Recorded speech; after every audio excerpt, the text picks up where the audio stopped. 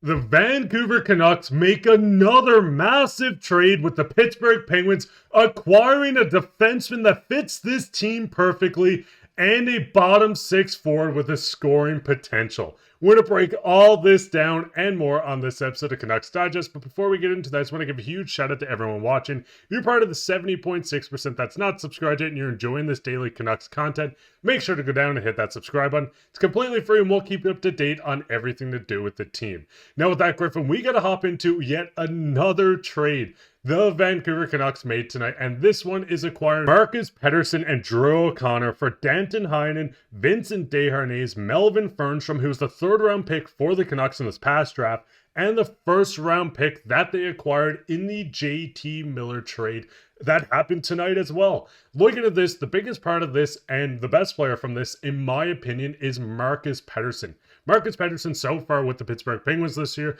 had 18 points in 47 games. He was eating a lot of minutes, playing 22 minutes, playing on the first penalty kill. And if you go into his stats from just last year, 30 points all coming 5-on-5 while playing top penalty kill minutes and logging 22 minutes. This is exactly what the Canucks need on the back end. A guy that can move the puck and play defense on the PK, but also 5-on-5. Looking at this, Griffin, what's your initial thoughts? The Canucks just went out and got exactly what they needed.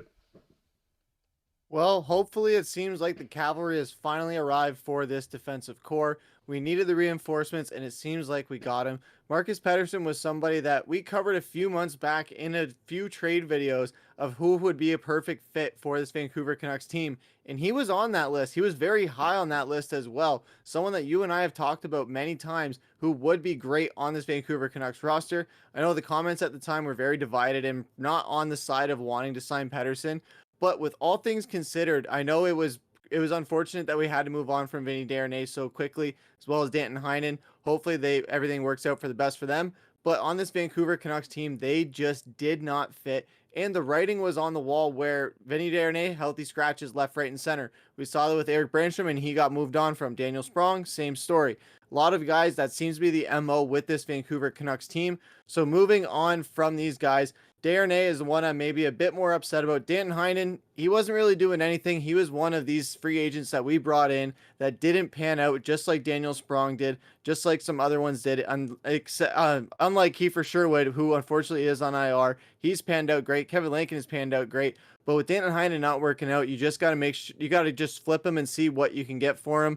Love to see that Vancouver utilize that first round pick that they got tonight as well. So they were able to get more of a value out of this. So on a night where it seemed like if the Vancouver Canucks were making moves going into this weekend, we thought that it was going to be a lot more ugly than it ended up being. So with all those considered and with those expectations, seemed like we made out pretty okay tonight. And I mean, looking at this as well, the biggest thing is Marcus Pettersson doesn't shy away from blocking shots and throwing hits. You can see last year, 121 hits, over 82 games. He did play every game last season. This year, 57 in 47 games. Marcus Pettersson is a big defenseman, but he's also very good at moving the puck. Now, this might be kind of hard to see, but the biggest thing is all the blue you can see next to the defensive zone retrieval and Eckerts. He is above league average in everything with clearing the puck, with passes, everything in between. This guy is perfect offensively and defensively with getting the puck out of the zone, which is something the Vancouver Canucks desperately needed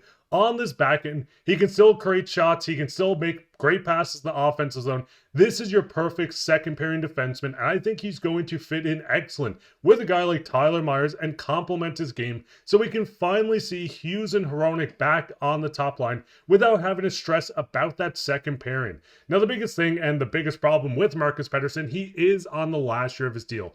$4,225,000. He could walk as a UFA, but this is a guy that I could see Jim and Allvin going out and trying to push to sign. We've seen them get Zadorov last year and lose him in free agency. They talked on how much they don't want to go out and get rentals. They want to get guys that can stay with this team.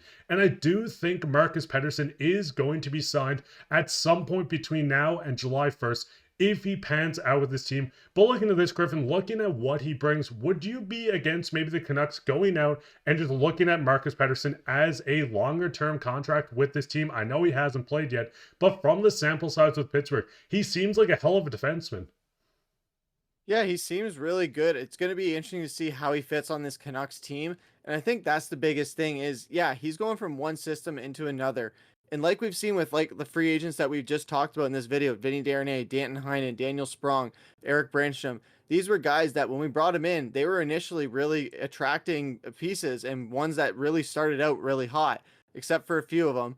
But when they started out hot, people were like, yeah, this was great. Keep them around. This is awesome, and then they kind of fizzled out and then they get moved on from. So with Pettersson, we got to be careful of that, where even if he shines in his first 5 games, that's not going to say much as opposed to how the rest of the season is going to go. So me personally, I'm on the side of let's see how he does through this season before we even talk about contract extensions or offering him one.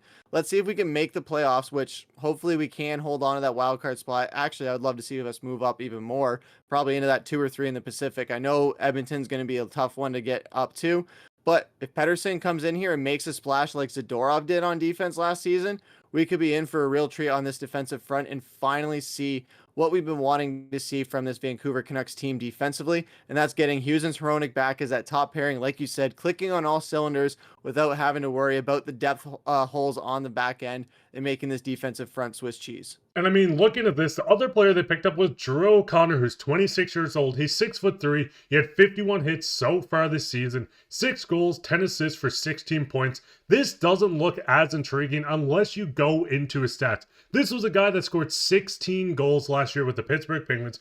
A lot of people say he has a high motor, and this is a Rick Tocchet player down to the T. He's not going to throw the most hits, but he's going to be actively on the puck. He's going to score you goals. We've seen him score 16. This is the type of player that I could see really flourish within this system. Still only 26. He has room to grow with this team. He plays wing. He can play a tiny bit of center, but mostly wing. But looking at him, he does come in on, once again, a 1-year deal. $925,000 against the cap. He is a UFA at the end of this, at the age of 25. But once again, this seems like a player, 6'3", 190 pounds, will play hard, and he's going to be hard to play against. This is another piece that might be kind of underrated from the Canucks side, getting back. I don't know if you have the same thoughts on him. Yeah, it's going to be, again, we're going to see how these guys play in their first few games. But if we're moving on from Danton Heinen, I really like bringing O'Connor in because at least he seems like he's going to bring some productivity. Again, a Tocchet-like player, that's what we want to see.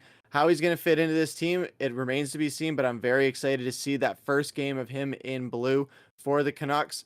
But having him on that bottom 6 and how he played in Pittsburgh, I really like that we're bringing in a guy like this where he's not going to be anything crazy for this team and make that splash up there, but having him on that last year of his deal, I think that's really appealing, not only from his standpoint, having a chip on his shoulder, but from the Canucks standpoint, where they're bringing in these guys saying, hey, we don't want to have rentals. So you control your own destiny as far as how you want that to go. So if you don't want to have to be here on a rental and have to worry about going to another team or having to shop in free agency, come here and bust your ass and prove why you should stay in Vancouver or why we should want to keep you, and just have an impact just right from the get-go. And that's what these guys are hopefully going to do, coming from a terrible Pittsburgh team over to Vancouver, who still has playoff hopes, and they're trying to get that jump started again. And I mean, looking at the trade, the biggest thing is you do move on from 2 contracts that were signed this offseason in Desharnais and Heinen. Both these guys have not worked out for the Vancouver Canucks. So we see Patrik Allvin really going in on not wanting to keep bad contracts on this team. They might go on to flourish in Pittsburgh, but they were not working out on the Vancouver Canucks. So we see that there is no dead weight on this roster. Allvin and Trader Jim are so open to moving anyone if it means to better this team and help them in the future. I mean, we've seen JT Miller get traded today. They're not afraid to pull the trigger. Looking at the lineup going in, there's going to be a lot of line changes. I kind of put Drew O'Connor down on the 4th line, then Marcus Pettersson on the 2nd pairing. But this is a brand new Vancouver Canucks team. There's so many more rumors flying around. They still have a ton of cap space to go into trade deadline with, almost $11 million. I would be willing to put this is not the final deal we're going to see happen. Hopefully it's the final deal of the night, because it's 2:30 in the morning where I'm from and I'm ready for bed. But looking at this, what's your guys' thoughts on the 2 massive trades? What's your thoughts on acquiring Marcus Pettersson? Is he exactly what you wanted? Are you happy the Infinity Gauntlet's finally getting finished with 3 Petterssons on this active roster? Let us know down below. While you're down there, leave a like, subscribe, share this with your friends. We'll be back tomorrow with another episode, so keep your eye out for that. But I've been your host, Mark, with my co-host, Griffin, and take care.